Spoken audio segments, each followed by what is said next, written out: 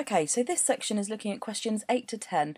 Now these questions are 2 and 3 mark questions. So we've recommended that you spend about 10 minutes on these 3 questions, and roughly that works out at about 1 minute per mark. So we're going to have a quick look together at one of the questions from the paper. So we're going to look at question 8. So if you can turn to that question in your paper, that'd be really good. So this question says here, source E shows how a successful event was eventually supported by a community. Suggest 2 actions an individual could take to ensure success for an event which aims to bring the community together, such as a fun run or a talent show. Now the key thing to look for here straight away is what's the key information they're giving you in this question.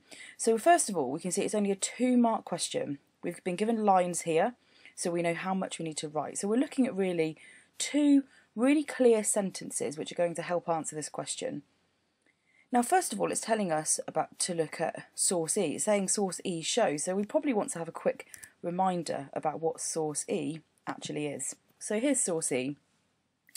It's got a photograph of the people from South Oxley who were in part of a BBC programme. It tells us here, okay, about the community coming together, okay, and their different opinions that they had about this. So before you answer the question, go back to the source and have a quick look and remind yourself of what they're actually talking about in that source, and this might give you some inspiration for the answers that you give. So let's go back to the question.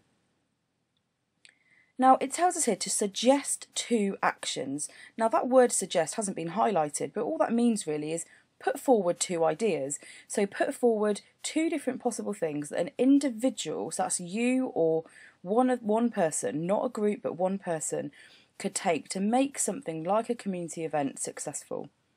Now there are lots of possible answers that you could put here. So that's one of the things with these kind of questions is really good, is that there are loads of possible answers.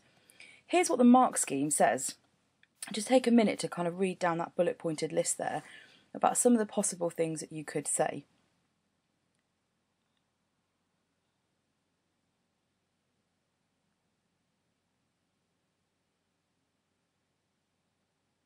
Now as you can see, there are lots of different possible ideas really in those bullet points.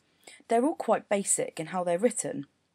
So what we're looking for here is a sentence where you say something like this, but you just explain it in a little bit more depth.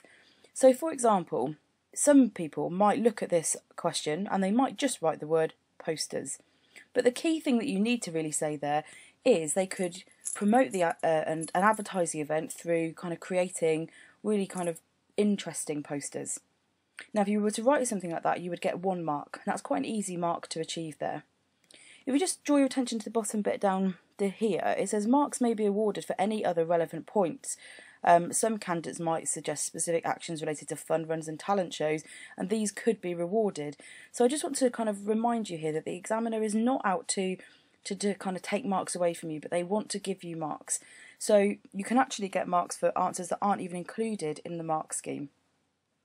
So now that I've kind of gone through that, what I'd like you to do is just have a go at using this information on this slide here and see if you can write what you think would be a full kind of 2 mark answer to that question. And then have a look at the other 2, so questions 9 and 10, and see if you can start thinking about some ideas that you might write in those as well.